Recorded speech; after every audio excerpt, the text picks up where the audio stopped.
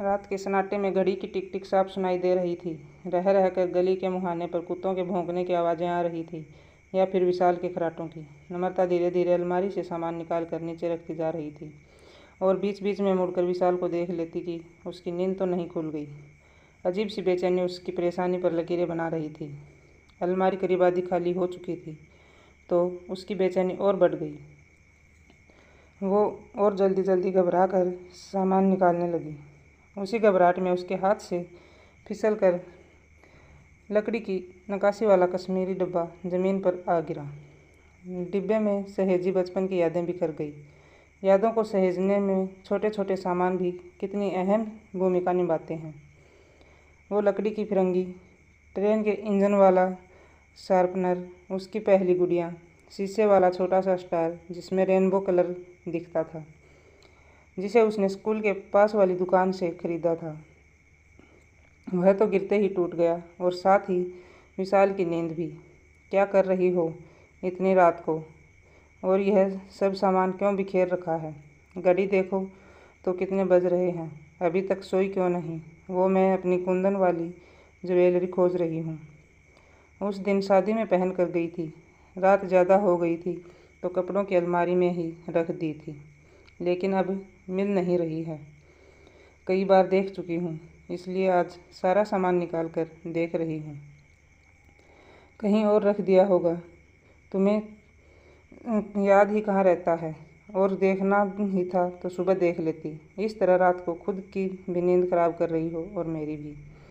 सुबह कब देख लेती, आँख खुलते ही तो काम शुरू हो जाता है। घर, ऑफिस, मीटिंग का प्रेशर, सब तो देखना होता है।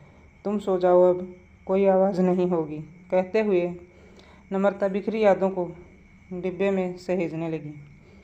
टूटे स्टार का कांच उंगली में चुभ गया, लेकिन उससे ज़्यादा चुभ गए विशाल के शब्द। तुम्हें याद ही कहाँ रहता है।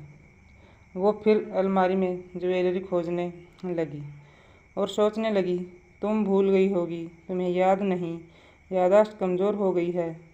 ऐसे वाक्य उसकी ज़िंदगी से ऐसे जुड़ गए थे जैसे फेविकोल का मजबूत जोड़। कभी विशाल तो कभी बेटा रोहन उसकी दिमाग की हालत का एहसास करा ही देते। दिन रात इन्हीं बातों से घिरी नम्रता को भी अब यही लगने लगा था कि शायद यही हकीकत है। भूलने की आदत है मुझे, यही एक बात कोई मुझे भूलने नहीं देता। भावनाओं में डूबी उसकी तलाश सफ़ेद रुमाल में लपेट कर रखी उसकी ज्वेलरी पर आकर रुकी। खोल कर देखा, वही कुंदन का सेट। सुकून पाने की 2 वजह मिल गई। एक ज्वेलरी मिल गई, दूसरा उसे अपनी स्मरण शक्ति पर भरोसा। वो बहुत खुश थी कि उसे याद था कि उसने ज्वेलरी वहीं रखी थी। जल्दी जल्दी उसने सारा सामान अलमारी में रखा और सोने चली गई, लेकिन आंखों में नींद न थी। आंखों में पिछले दिनों की तस्वीर उभर रही थी। पिछले 6-7 महीनों से अक्सर वह छोटी छोटी बातें भूल जाया करती। 7 महीने पहले प्रमोशन के साथ ही भूलने की बीमारी ने भी उसके घर में कदम रखा। आसान नहीं था घर, ऑफिस सब मैनेज करना। शरीर से ज़्यादा दिमाग थका महसूस करता। उस दिन दोपहर में विशाल ने फ़ोन पर बताया, शाम को टाइम पर घर आ जाना, मिस्टर पारिक के घर पार्टी में जाना है। उसे भी अच्छा लगा। मिसेज पारिक अच्छी लेडी है, कहीं नौकरी नहीं करती, विशुद्ध भारतीय महिला, लेकिन पढ़ने का शौक़ खूब है उन्हें। बच्चों की परवरिश में जीवन समर्पित कर दिया। उनसे मिलना, उनके साथ बातें करना नम्रता को अच्छा लगता था, लेकिन शाम तक उसकी स्मरण शक्ति ने धोखा दे दिया और उसने खुद ही मीटिंग बुला ली। घर पहुंची तो बेटे रोहन ने तल्ख स्वर में बताया, पापा को बहुत बुरा लगा है, वह अकेले ही पार्टी में गए। आपको जाना नहीं था तो पहले ही मना कर देती। वो चुपचाप उसका मुंह देखती रही। उसने जानकर तो ऐसा नहीं किया। अगर वो भूल गई तो विशाल उसे याद भी तो दिला सकता था। छोटी छोटी बातें तो होती ही रहती हैं, कभी कुछ रख कर भूल जाना, कभी आते वक्त सामान लाना और उसके हाथ साथ स्टिकर की तरह चिपका वाके तुम फिर भूल गई होगी। आज फिर भूल गई, बादाम खाया करो। किसी डॉक्टर को दिखाओ। रोहन का व्यवहार भी दिन पर दिन खराब होता जा रहा था। गलती उसकी भी नहीं थी, जैसा देख रहा था वैसा ही कर रहा था। पहली बार जब रोहन ने ऐसे बात की थी, अगर उस वक्त ही विशाल ने उसे रोका होता तो शायद आज उसकी बातें इतनी पीड़ादायी ना होती। उस रात की बात च्युइंगम की तरह कुछ ज़्यादा ही लंबी खिंच गई। दूसरे दिन बाप बेटे ने तय किया न्यूरोलॉजिस्ट को दिखाया जाए। शाम 6 बजे का अपॉइंटमेंट है। ऑफिस से सीधे वहीं पहुंच जाना, भूलना मत। विशाल ने बताया तो पीछे से रोहन बोला, आप अलार्म लगा लीजिए अपने फ़ोन में, वरना भूल जाएंगी। नम्रता ने रोहन का टिफ़िन बैग में रखते हुए बेमन से हाँ में सिर हिलाया तो रोहन बोला, अलार्म मैं ही लगा देता हूँ, नहीं तो आप वो भी भूल जाएंगी। कहते हुए फ़ोन उसके हाथ से ले लिया। दिल करता है कभी पूछूं, मुझे जो तकलीफ़ हर दिन होती है तुझे क्या महसूस भी नहीं होती। शाम को नियत समय से पहले ही वह डॉक्टर के पास पहुंच गई।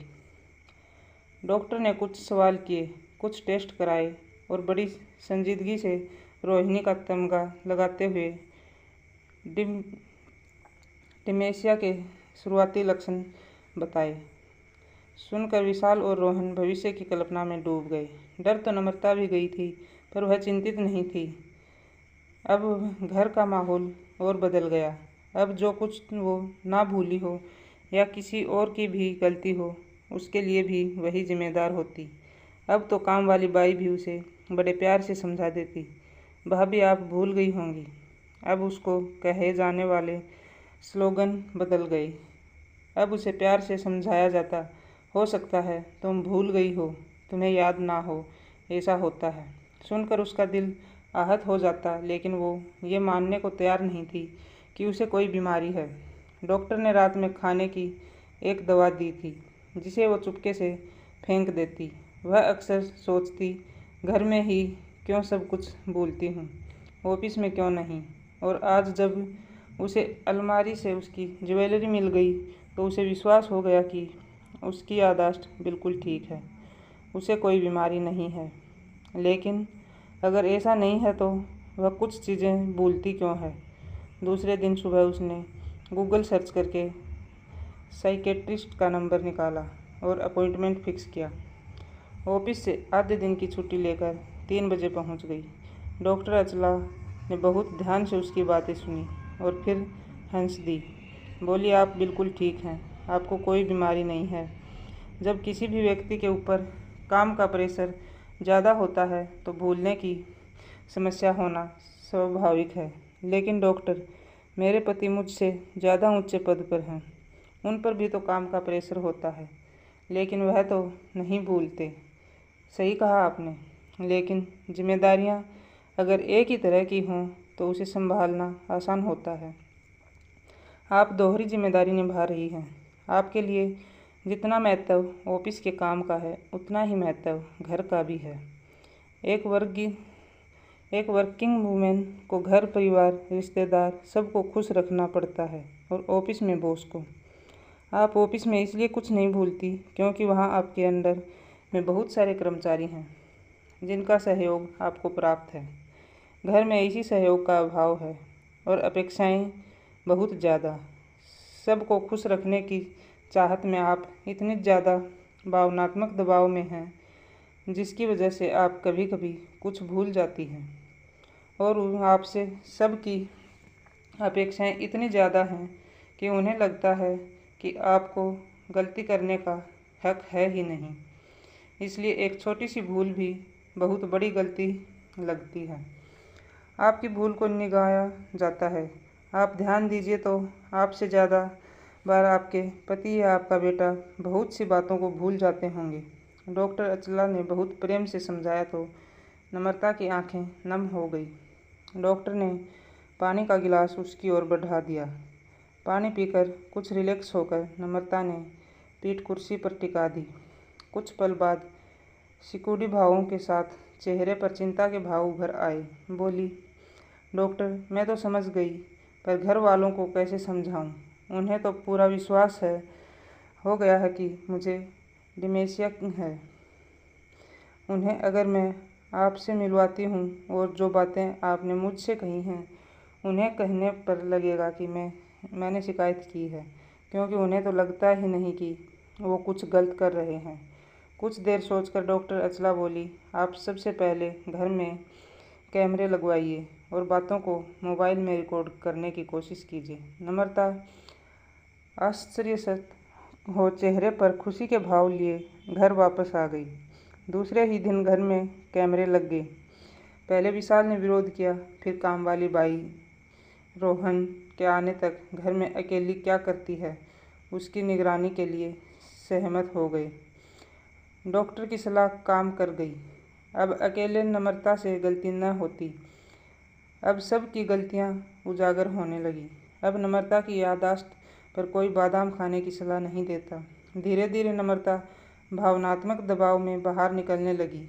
विशाल को लगता दवाइयों का असर है, जो नम्रता बहुत कम भूलती है, लेकिन ये उसका आत्मविश्वास था। Like, share and subscribe please.